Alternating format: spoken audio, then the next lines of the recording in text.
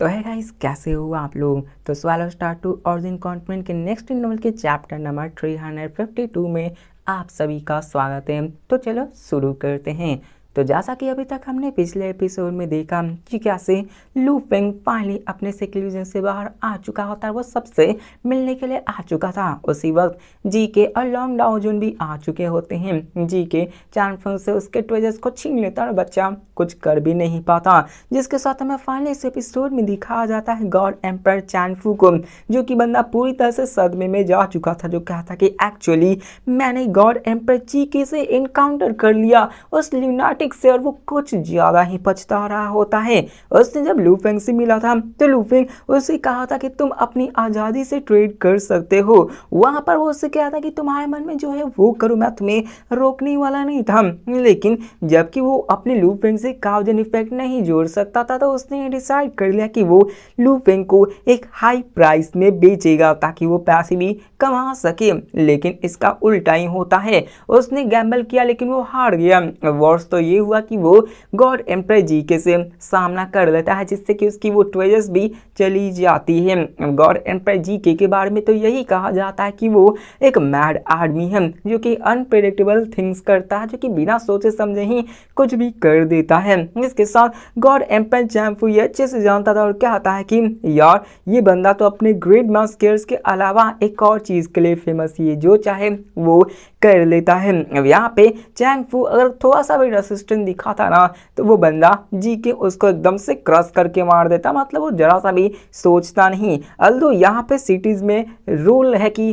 किसी को मारा नहीं जा सकता है, लेकिन ये रूल बनाए किसने? ये रूल इन्हीं सारे पावरफुल बैंक्स ने मिलकर बनाए हैं। इसे सीनियर युवान और बाकी के द्वारा नहीं बनाया गया है। तो यार इसको फॉलो ना फॉलो करना, ये तो उन्हीं पावरफुल बंदों के हाथों में ही होती है। जिसके साथ हमें ये भी बताना चाहता है कि कैसे 3500 सिटीज जो कि 9 रिवर होली वेलम के मौजूद हैं, और साथ में डार्क होली वेलम के 5 सिटीज वो सभी इन्हीं प्रैक्टिशनर्स के द्वारा ही चलाए जाते हैं। और यहाँ तक कि टॉप एग्जिस्टेंस भी इन रूल्स को तोड़ते हैं। और अगर वो टॉप एग्जिस्टेंस इस रूल को तोड़ते हैं तो किसी के अंदर इतनी हिम्मत नहीं होती कि वो कुछ भी बोल सके। अब लू फेंग ने सिर्फ एक सिंगल सेंटेंस से गॉड एम्पर मिंग और साथ में 15 अदर बंदे को अपने सामने झुका दिया था, उन्हें 7.5 ट्रिलियन ह्यूमन क्रिस्टल देने पे मजबूर कर दिया था।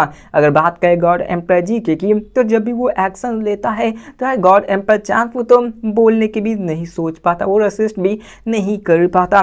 इसके साथ हमें बाकी के दूसरे एम्प्रेस को दिखाया जाता है, जो कि इस नज़ारे को देखकर कहते हैं कि ये गॉड एम्पर चीफू तो एक कंप्लीटली जोक बन चुका है। इसने गॉड एम्पर लू फेंग को एक हाई प्राइस में बेचने की कोशिश की, लेकिन कर्मा के रूप में इसने तो गॉड एम्पर जी के का ही सामना कर लिया। इसने तो इसके ट्रेजर्स को भी चोरी कर लिया है। क्या ही किया जा सकता है, इसने तो लालची दिखाई है। अच्छा हुआ जो लालची करता है उसे ऐसे ही सबक मिलनी चाहिए, और सब लोग उस पर हंस रहे होते हैं। इस चीज को देखकर तो गॉड एम्पर चैंपू एक अलग ही इमोशंस में जा चुका था। अल्लाह वो ह्यूमिलेट तो हो चुका था, लेकिन यहाँ उसने एक बहुत बड़ी अपॉर्चुनिटी को मिस कर दिया, वो लू फेंग से एक अच्छे संबंध बनाने की अपॉर्चुनिटी को। अल्लाह वो एक semi human level enlightenment practitioner था, और अपने लू फेंग की उससे थोड़ी सी मिलना, कुछ मिल पाना या फिर उससे थोड़ी ज्ञान की बातें ले पाना, ये काफी ज्यादा रेयर होता है। इसलिए वो कहता कि कोई ना, अभी तो लू फेंग सबको ज्ञान देने वाले हैं, तो मैं यहाँ पे बैठकर लू फेंग की ज्ञान की बातों को सुन सकता हूँ। हो सकता कि मैं उन सारे सर्मन्स को सुनकर केजुअल से ब्रेक थ्रू करने के रास्ते को निकाल पाऊंगा, क्योंकि यहाँ पे सेमी ह्यूमन लेवल बीइंग्स का एक केजुअल से स्किप करने का ही सबसे बड़ा सपना होता है। अब यहाँ पे ये केजुअल से ब्रेक थ्रू कर लिया तो ये फ्यूचर में आके जीके को तो सबक सिखाएगा ना, ऑफ कोर्स, ऑब्वियस सी बात है। जिसके साथ हमें गॉड एम्पर जीके और लॉन्ग डाओजुन को दिखाया जाता है, जो कि फाइनली लू फेंग के घर में आते हैं, मतलब बाबूजी के केव रेजिडेंस में आते हैं और अपने लू फेंग को ग्रीट करते हैं। इस समय हमें गॉड एम्पर जीके को दिखाया जाता है कि वो काफी सरल इंसान दिख रहा था, काफी आम इंसान लग रहा था। उसके हेयर्स, उसके रॉब्स काफी ज्यादा क्लीन झुक चुके थे, और उसकी ऑरा काफी ज्यादा काम थी और रिस्ट्रेन करके उसने रखे हुए था। यहाँ तक कि वो जो world class human blood line को भी रिफाइन करता है, तो वो भी अपने ऑरा को ऐसे ही सप्रेस कर कर रखता है।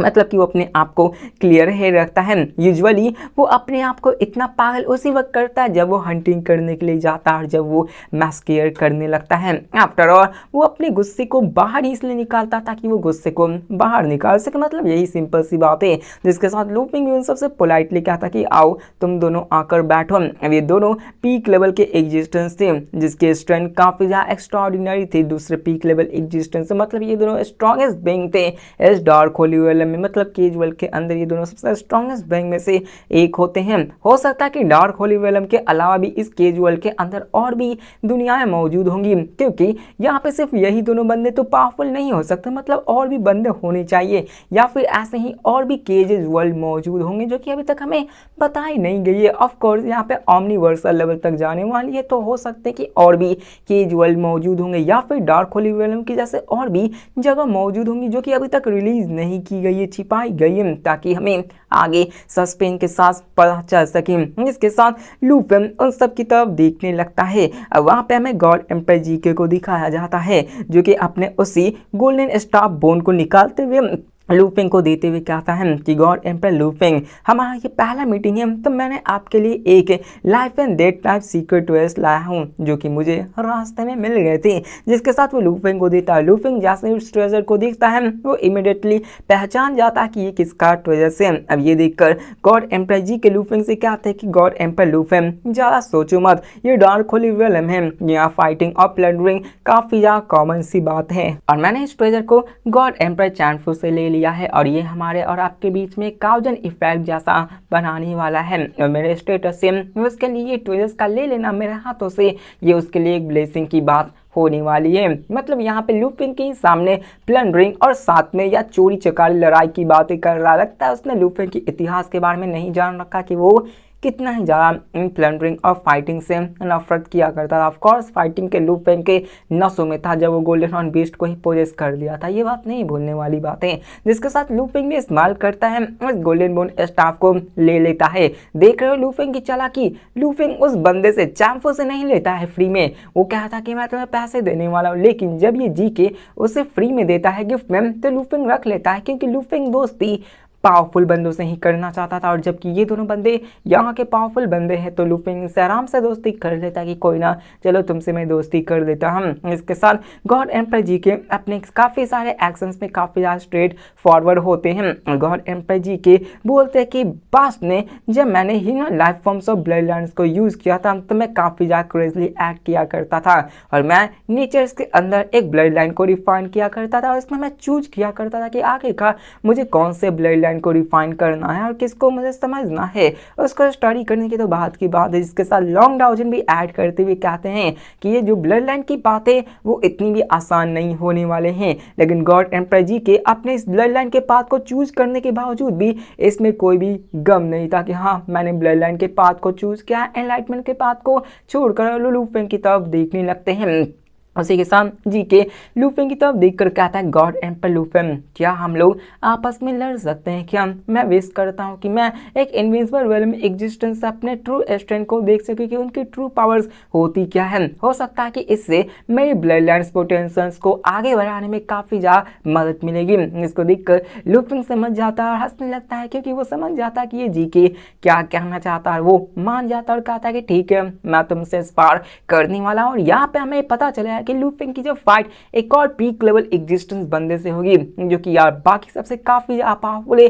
कह सकते कि वो इस कगार पे आ चुका है कि वो इनविजिबल वेलम का बंदा बन जाएगा और वो इस कगार पे आ चुका है कि वो केजुअल से ब्रेक थ्रू करने के पोटेंशियल को रखता है, मतलब उसकी पावर्स काफी ज्यादा है। हमें यहाँ पे पता चलता है कि ये दोनों कोई भी इनविजिबल बीइंग होते ही नहीं है क्योंकि इनविजिबल बीइंग को ऑलरेडी ले जाया जा चुका है। वो तो हम लॉन्ग डाउन जिनके अलग के केस को समझ चुके थे कि लॉन्ग डाउन जो उनको जानबूझकर चोरा गया था लूपिंग की जैसे, ताकि ये खुद से अपनी पावर्स को समझ सके। लॉन्ग डाउन एक इनविजिबल विलन का बंदा है, वो ऑलरेडी था लेकिन उसे जानबूझकर लूपिंग की तरह रखा गया था। लेकिन जी के वो एक पीक लेवल का एग्जिस्टेंस बेंग है लेकिन उसकी पावर्स बाकी सबके काफ़ी ज़्यादा होती है, बहुत बहुत ज़्यादा, इसलिए उसकी यहाँ पे इतनी चलती है। ऑफकोर्स सी बातें कि बंदा काफ़ी लंबे टाइम से जीत चुका है। लूपिंग हामी भर देता है जिसके कारण लॉन्ग डाउन, बॉगजी, बाइन और चीजेंग इस चीज़ को बड़े ही इंटरेस्ट से देखने लगते हैं क्योंकि दोनों काफ़ी ज़्यादा एक्स्ट्राऑर्डिनरी थे। एक ने world class human blood line को कल्टिवेट कर रखा था और दूसरा ऑलरेडी एक इनविजिबल रेलम का एग्जिस्टेंस भी होता है, जिसके साथ लू फेंग और गॉड एम्पर जी के थोड़ी दूर में ही फेस टू फेस खड़े होते हैं। और वहाँ पे हमें बॉग जी को दिखाया जाता है जो कि अपने लू फेंग से कहते हैं, ब्रदर लू फेंग प्लीज़ अपने स्ट्रेंथ को कंट्रोल करना, हमारे केव ड्वेलिंग्स को डिस्ट्रॉय मत करना। बॉग जी बस ऐसे ही मजाक में कहता है। अब यहाँ पे वो लोग सब एक साथ मिलकर रहते थे। अगर यहाँ पे लू फेंग अपने फुल पोटेंशियल को रिलीज करेगा तो उसके केव वर्ल्ड तो बचने वाली नहीं, जिसको देखकर लू फेंग कहता है कि चिंता मत करो। और एक ही झटके में वहाँ पे एक इनलेस ओशियन मेटेरियलाइज हो जाती है जो कि वहाँ के आधे एरियाज को कवर कर लेती है, जिसके अंदर अभी गॉड एम्पर लू फेंग और जी के मौजूद होते हैं। अब ये पावर्स काफ़ी ज़्यादा होती हैं जो कि यार उन सब की पावर्स को बाहर नहीं जाने देंगी, जिसको देखकर तो लॉन्ग डाओ जुन भी काफ़ी ज़्यादा शॉक हो जाता है जो कि इस सारे नज़ारे बाहर से देख रहा होता है। वहाँ पे लॉन्ग डाओ जुन इस चीज़ को देख कर कहता है कि गॉड एम्पर लू फेंग की स्ट्रेंथ तो काफ़ी ज़्यादा टेरिफाइंग है। अब देखो ये बंदा ऑलरेडी एक इनविजिबल वेलम का एग्जिस्टेंस माना जाता है और ये ऑलरेडी ऑरिजिन वर्ल्ड का मास्टर बन चुका है। मतलब देख रहे हो ये बंदा काफ़ी ज़्यादा पावरफुल है, साथ में इसकी जो स्पिरिचुअल विल पावर है वो भी ऑलरेडी केजुअल से ब्रेक थ्रू कर चुकी है, उसकी पावर्स काफ़ी ज़्यादा बढ़ चुकी होती है। तो नेचुरली वो अपने आप को लू फेंग और गॉड एम्पर जी के सेम सुपीरियरिटी की तरह देख रहा था कि वो उनसे काफ़ी ज़्यादा महानतम हैं। लेकिन लू फेंग की इस पावर्स को देखकर वो कहता है कि ये ब्लड कलर सी पावर्स, ये देखने से ही लग रहा है कि इसने अपनी पावर्स को रोक के रखा है, लेकिन मैं ये फील कर पा रहा हूँ कि ये मुझसे एक दो टाइम नहीं मतलब सैकड़ों टाइम ज़्यादा स्ट्रॉन्गर है। अगर मैं अपने स्पिरिचुअल विल पावर से भी गॉड एम्पर लू फेंग की स्ट्रेंथ 20 से 30% भी कम कर दूँ तो गॉड एम्पर लू फेंग मुझे आसानी से डिस्ट्रॉय कर सकते हैं। और वो हैरान होते हुए कहता कि आखिरकार ये गॉड एम्पर लू फेंग इतना ज़्यादा कैसे स्ट्रॉन्ग हो सकता है, आखिरकार इतने टेरिफाइंग बंदे को केजुअल के सप्रेशंस के अंदर कैसे रखा जा सकता है। इसे तो केजुअल के थ्रू ब्रेक थ्रू करके भी बाहर निकलना चाहिए था, एक हाई लेवल ह्यूमन बीइंग बन जाना चाहिए था। आखिरकार इतने पावर्स होने के बावजूद भी ये ऐसा क्यों नहीं कर पाया। और यहाँ पे वो समझ जाता कि गॉड एम्पर लू फेंग वो सच में इनक्रेडिबल है, जिसके साथ गॉड एम्पर जी के को दिखाया जाता है जो कि इस पावर्स को देखकर कहता कि ठीक है प्लीज़ मेरे मूव को रिसीव करिए। वहाँ पे अपने हर एक फाइट को लगाता है, अपने हर एक जी जान को लगा देता ताकि वो अपने फुल पावर पोटेंशियल को रिलीज करके लू फेंग पे अटैक कर सके। जिसके साथ बताया जाता कि वो भी समझ जाता है कि यार जो हमारे और गॉड एम्पर लू फेंग के बीच का जो गैप है वो काफ़ी ज़्यादा बहुत ज़्यादा है, इसलिए वो अपने फुल पावर्स को रिलीज करने लगता है। वो अपने ब्लड लाइन विल पावर्स को सप्रेस नहीं करता है, इंस्टेड वो इसको अपने अंदर मर्ज कर लेता है, अपने फुल पावर्स को अनलीज करने लगता है। गॉड एम्पर जी के बेयर हैंडेड फाइट करता है, इसलिए वो अपने मुट्ठी के अंदर ही पावर्स को भर लेता है। उसी के साथ दिखाया जाता है कि गॉड एम्पर जी के अपने राइट आर्म को वेव करता है और ये बहुत ही बड़े एक मल्टी कलर सर्पेंट के रूप में चेंज हो जाती है। ये मल्टी कलर सर्पेंट एक वाटर की सर्ज के जैसे होती है जो कि हेवंस एंड अर्थ को डिस्ट्रॉय करने की पावर को रखती है। और इसी के साथ वहां पर वो उसको और भी गैदर करने लगता है और चारों तरफ से मैसिव सेलेस्टियल पिलर्स आके उसके अंदर मिलने लगते हैं और ये काफी ज्यादा टेरिफाइंग लग रही होती है। अब ये देखकर लू फेंग क्लियरली समझ जाता है कि अभी के फिलहाल जो गॉड एम्पर जी के है उसने ब्लड लाइन के फुल पोटेंशियल्स को टैप नहीं किया है और गॉड एम्पर जी के अपने world class human blood lines के थोड़े से ही फैक्शंस ऑफ पावर्स को शोकेस कर पा रहा है। आपने जाना है कि कैसे कोई भी बंदा एक वर्ल्ड क्लास ह्यूमन बीइंग्स के 70% बॉडी को समझ जाए तो एक हाई लेवल ह्यूमन बीइंग्स बन सकता है, लेकिन यहाँ पे ऐसे ही इस बंदे जी के ने भी world class human life forms को समझने की कोशिश की थी, उसने कुछ प्रतिशत तो सीखी थी, इसलिए बाकी सारे वीक लेवल एग्जिस्टेंस बीइंग से पावरफुल होता है। और यहाँ पे लू फेंग क्या था कि अगर ये और भी गहरा जाता है, ये world class human blood line के और भी पावर्स को यूटिलाइज कर सकता है तो ये जरूर केजुअल से ब्रेक थ्रू करने की पावर सकता है और ये high level human life form बन जाएगा। लेकिन लू फेंग अभी के फिलहाल जानता है कि ये बंदा बहुत ज़्यादा कमज़ोर है। मतलब लू फेंग इस पीक लेवल एग्जिस्टेंस बीइंग को कहा जाता है कि ये बंदा बहुत ज़्यादा कमज़ोर है और रेडर लू फेंग ये भी मन में सोचता कि हो सकता है कि मैं ही कुछ ज़्यादा स्ट्रॉन्ग हूँ। लू फेंग की बॉडी की बात करें तो वो 1.2 बिलियन टाइम्स एनर्जी रिजर्व को होल्ड करके रखी हुई होती है। और फिलहाल में लूफिंग 120 मिलियन, मतलब 1-2 मिलियन नहीं, 120 मिलियन परफेक्ट डिवाइन बॉडीज को कंट्रोल कर सकता है, जो कि उसको परफेक्टली कंट्रोल कर सकता था। पिछले एपिसोड में वो काफ़ी कम कर रहा था, लेकिन इसमें वो काफ़ी ज़्यादा करने लगा होता है। और ये स्ट्रेंथ इस गॉड एम्पर म्यूजिक से फाइट करने की वजह से उस टाइम से काफ़ी ज़्यादा होती है। और यहाँ पे और भी बकवास होती है, तो इसको स्किप करते हैं, जिसके साथ लूफिंग अपने बारे में सोचने लगता है कि यार मेरी पावर्स चाहे कितनी ही क्यों ना बढ़ जाए, लूफिंग कुछ नहीं कर सकता। किसके सामने कुछ नहीं कर सकता?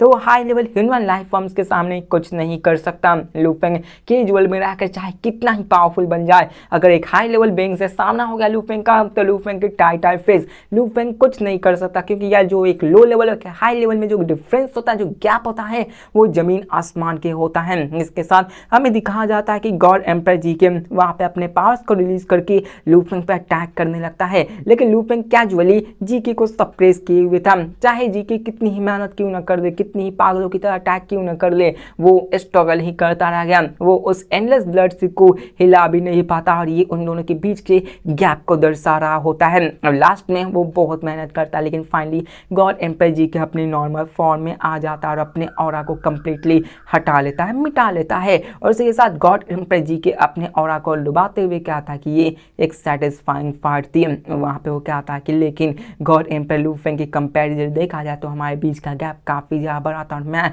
उनका कोई भी मुकाबला नहीं कर सकता हूँ। अब यहाँ पे लूफिंग अपने उसी ब्लड कलर सी को हटा लेता है। हटाने के साथ पता चलता है कि एक सिंगल फ्लावर्स जो गार्डन में मौजूद थे वो हार्म नहीं हुई थी। लूफिंग इतने पावरफुल तरीके से घेर कर रखे हुई था। इसके साथ लॉन्ग डाओजुन भी इस चीज़ को देखकर बोलता है कि ये तो काफ़ी ज़्यादा है, ये एक इनविंसिबल वेलम के पावर्स को भी पार कर चुका है। अब यहाँ पे इसका नाम लॉन्ग जिऊ डाओजुन जैसा होता है, लेकिन इसको लॉन्ग डाओजुन शॉर्टकट में बोल रहा हूँ। जिसके साथ हमें दिखाया जाता है कि यार वो भी इस चीज़ को समझ जाता है कि इनविंसिबल वेलम के 3 रास्ते होते हैं। 3 रास्ते आपको ऑलरेडी पता है, तो फिर से बकवास नहीं करता हूँ। जिसके साथ वो सोचने लगता है कि अभी के फिलहाल मैंने मोस्ट कॉमन तरीका जो कि स्पिरिचुअल विल पावर से उससे ब्रेक थ्रू किया है, जो कि इनविंसिबल वेलम के सबसे वीकेस्ट में माना जाता है। लॉन्ग डाओजुन गेस करने लगता है कि लूफिंग बाकी के 2 पाथ्स को चूज कर रहा होगा, या तो वो फिर कल्टिवेशन कर रहा है ब्लड लाइन को, या फिर वो एक फ्यूजन पाथ को चूज किए हुए। इन्हीं 2 रास्तों में से लूफिंग किसी एक को चूज किए हुए था। लेकिन मेरे अनुसार से लूफिंग तीनों पाथ को चूज करेगा। विल पावर्स को भी, ब्लड लाइन तो वो कर ही रहा है, फ्यूजन पाथ तो वो कर ही रहा है, और विल पावर्स वो भी तो कर ही रहा है। लूफिंग की पावर्स ऑलरेडी उस लेवल तक जा चुकी है, बस उसे कैजुअल से ब्रेक थ्रू करके उसको बाहर निकालना है। कह सकते हो कि लूफिंग एक बहुत ही टेरिफाइंग ओवरलॉर्ड बनने वाला है। अब यहाँ पे लॉन्ग डाओजुन ये चीज देखकर हैरान हो जाता है कि इतने पावरफुल होने के बावजूद इसे गाइड क्यों नहीं किया गया। इसके साथ luffing long डाओजुन, God emperor GK, बॉक्जी, बायान, चीजंग वहाँ पे एक साथ बैठ जाते हैं ताकि वहाँ पे डिस्कशन किया जा सके। और यहाँ पे फाइनली हमें दिखाया जाता है गॉड एम्पर जीके को, जो डायरेक्टली लूफिंग से पूछता है कि गॉड एम्पर लूफिंग, क्या आप मुझे बता सकते हो, मैंने एक world class human blood lines को रिफाइन कर रखा है, और मैंने उसके स्मॉल बॉडी पार्ट्स के पोटेंशियल्स को भी एक्सवेट कर चुका है, लेकिन मैं अभी तक कैजुअल से ब्रेकिंग नहीं कर पा रहा हूँ। मैं जानना चाहता हूँ कि क्या यहाँ पे कुछ और मेथड्स मौजूद हैं। लूफिंग काउंटर करते हुए कहा था कि देखो,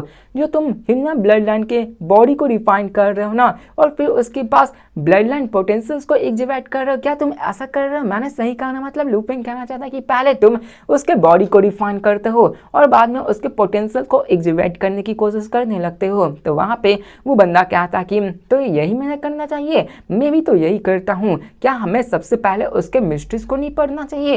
पहले उसके मिस्ट्रीज को, फिर एसेंस को समझना चाहिए, फिर उसको रिफाइन करना चाहिए। मतलब लूफिंग उसको समझाता है और उससे पूछता भी है कि तुम किस तरीके से करते हो।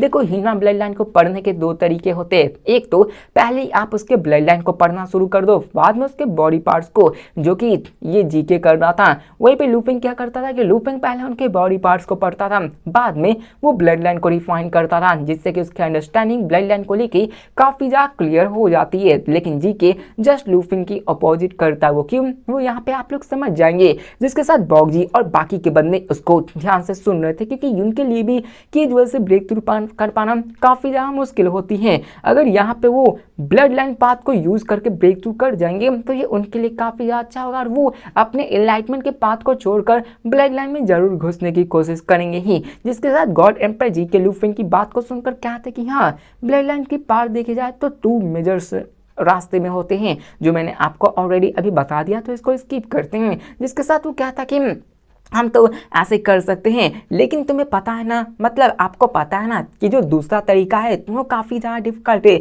दूसरा तरीका वही जो लू फेंग करता है, क्योंकि अगर यहाँ पे लार्ज ह्यूमन हॉर्स ट्रेजर्स को खरीद भी ले, जिससे कि high level human blood line के सारे मिस्ट्रीज को रिवील कर दिया जाए, तो उसको समझ पाना भी काफ़ी ज़्यादा हार्ड होता है। जिसको देखकर लॉन्ग डाओ जुन भी कहता है कि इंडीड ये सच में काफ़ी ज़्यादा हार्ड होता है। जिसके साथ वो भी कहता है कि एक high level human blood lines, उसके अंदर डजन्स ऑफ डॉल्स की ऑरिजिन्स की मिस्ट्रीज मौजूद होती हैं। आखिरकार हम कितने डॉल्स को समझ सकते हैं, आखिरकार हम कितनों को कॉम्प्रिहेंड कर सकते हैं। लू फेंग भी इस बात को अच्छे से समझता है, क्योंकि एक इनेट ह्यूमन लाइफ फॉर्म्स के अंदर वो काफ़ी ज़्यादा ब्लड लाइन्स और डॉल्स मौजूद होती हैं। एग्जाम्पल के रूप में स्टार टावर को ले लो। लू फेंग ने स्टार टावर के अंदर 43% लाइफ टाइप सीक्रेट पैटर्न्स को ऑब्जर्व किया था। उन्हीं में 9.2% जो होते हैं वो डिस्ट्रक्शन टाइप सीक्रेट पैटर्न्स होते हैं, और बाकी के जो बचे वो दूसरे तरह के पैटर्न्स होते हैं, दूसरे डॉज होते हैं, जो कि लू फेंग उतने अच्छे से नहीं समझ सकता है। यहाँ तक कि लू फेंग के डीप एक्यूमुलेशन से वो सिर्फ 43% ब्लड स्किल्स के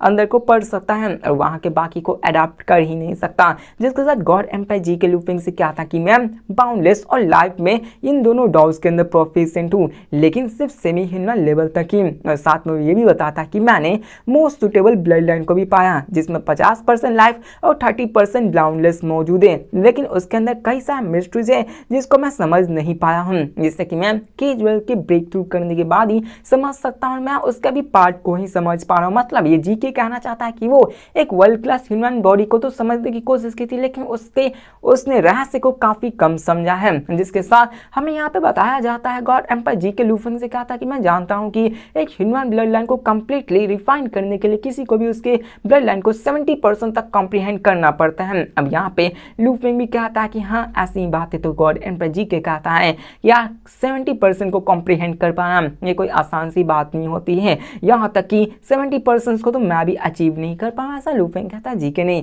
जी के कहता है कि हाँ तुमने सही कहा कि 70% काफी हार्ड है, मैं भी नहीं कर पाता हूँ। जिसके साथ गॉड एम्पायर जी के भी कहता है इसलिए ये ब्लड लाइन कल्टिवेशन पाथ काफी ज्यादा प्रोफाउंड है, और मेरी टैलेंट इससे काफी ज्यादा दूर है, और मैं ब्लड लाइन पोटेंशियल्स को और भी अच्छे तरीके से नहीं कर पा रहा हूँ। जिसके साथ लॉन्ग डाओ जुन भी कहता है कि मैं जितना जानता हूँ, तो जिन्होंने भी केजुअल को ब्रेक थ्रू किया है ब्लड लाइन को लेकर, तो उन्होंने सबसे पहले वाली तरीके को ही अपनाया है।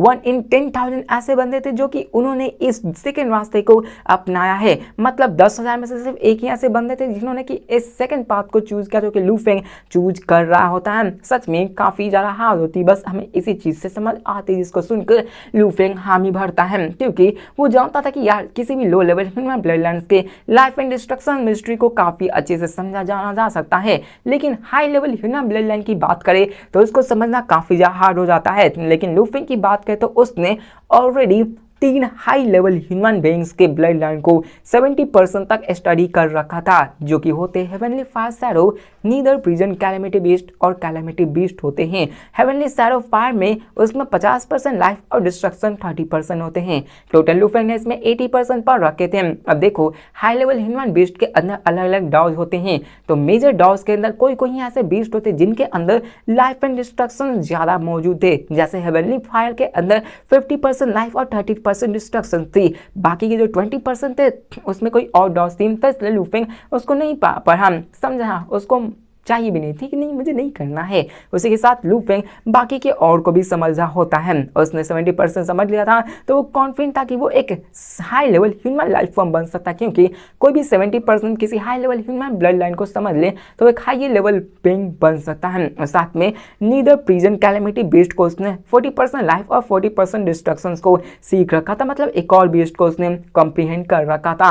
और साथ में उसने थर्ड बीस्ट को बात करें तो उसको भी 50 और 30% समझ रखा था, जो कि काफी ज्यादा होती है। हर एक बेस्ट के उसने 80% कर रखा था, और लू फेंग ने ऑलरेडी 70% ब्लड लाइन एग्जिस्टेंस को कवर अप कर रखा था। और लू फेंग यहाँ पे कहता है कि अगर मैं चाहूँ तो मैं high level human life form किसी भी वक्त बन सकता हूँ, लेकिन मुझे उन तीनों ब्लड लाइन्स को मर्ज करना होगा। मतलब लू फेंग उन तीनों ब्लड लाइन को मर्ज भी करना चाहता था, वो उन तीनों को मर्ज कर भी सकता था, उसके पोटेंशियल्स को निकाल भी सकता था, लेकिन लू फेंग जानता था कि उन तीनों की पावर्स काफ़ी ज़्यादा है। अगर वो उन तीनों के पोटेंशियल्स और मर्ज को एक साथ करने जाएगा तो वो काफ़ी ज़्यादा डिफिकल्टी का सामना करना पड़ेगा, लेकिन वो higher level human life forms के रीच तक पहुंच ही जाएगा। लेकिन यार लूफिंग इतना सब नहीं करना चाहता था। अब भले ही लूफिंग यहाँ पे चांस उसके बढ़ जाएंगे, उसके पास अपनी केजुअल के लिमिट को भी ब्रेक थ्रू करने के चांसेस हो जाएंगे और वो world class human life form में भी एडवांस कर लेगा। अब देखो लूफिंग अभी भी एक लोअर लाइफ फॉर्म की कैटेगरी में आता है। हाई लाइफ फॉर्म लूफिंग जा सकता है, लेकिन मुझे नहीं लगता कि लूफिंग अभी जाने वाला है। लूफिंग चाहे तो उसके बाद एक world class human life form में भी एडवांस कर सकता है, लेकिन लूफिंग ये भी नहीं करता, क्योंकि लूफिंग यहाँ बताता है कि मैंने सुना है कि ब्लड लाइन रूट काफ़ी ज़्यादा मुश्किलों से भरे होते हैं, इसके अंदर काफ़ी ज़्यादा खतरनाक चीज़ें होती हैं। लूफिंग अभी भी बच्चा है, समझो मत कि और भी ऐसे बिंग्स मौजूद हैं जो कि लूफिंग से इन्फिनाइट टाइम्स ज़्यादा जी चुके हैं। तो लूफिंग अभी भी उन सब के सामने एक बच्चा ही होता है। लूफिंग इस बात के बारे में ज़्यादा नहीं जानता है और इनफैक्ट वो अपने कल्टिवेशंस वर्ल्ड के बारे में जान चुका था, वो कल्टिवेशंस के लिए रेडी था, लेकिन वो ब्लडलाइन पाथ के आने वाले खतरे के बारे में नहीं आगा था कि इसके आगे और भी क्या क्या खतरे आ सकते हैं। इसलिए वो अभी डॉग कॉम्प्रीहेंशंस में ही रहने का सोचता है। देखो लूफिंग ने ब्लडलाइन पाथ को 80% तक समझ रखा है, तीनों ब्लडलाइन को, लेकिन लूफिंग चाहता तो उन सबको यूज़ करके एक high level human life form बन सकता था जो कि काफी ज्यादा पावरफुल होती, लेकिन लूफिंग नहीं करता, क्योंकि लूफिंग का मानना था कि वो सबसे पहले अपने डॉग कॉम्प्रीहेंशंस को यूज करके ब्रेक थ्रू करेगा ताकि वो सेफ रहे। ब्लड लाइन को यूज करके वो ब्रेक थ्रू किया तो उसके लिए काफी ज्यादा खतरनाक हो सकते, इसलिए लूफिंग यहाँ पे मना कर रहा था, रुका हुआ था, वरना लूफिंग को रुकने की क्या जरूरत, वैसे भी रुक कर करेगा ही क्या, और वो इंतजार करके भी क्या करेगा, बाहर जाकर वैसे भी फाइट करनी, यहाँ पे आराम करने लूफिंग। जिसके साथ क्या होगा नेक्स्ट एपिसोड में वो तो हम नेक्स्ट एपिसोड में जानेंगे। तब तक के लिए बाय। और हमें पता ही चल गया लूफिंग कितना यहाँ पावरफुल हो चुका है, वो कोई नहीं मार सकता। तब तक के लिए मिलते हैं, बाय।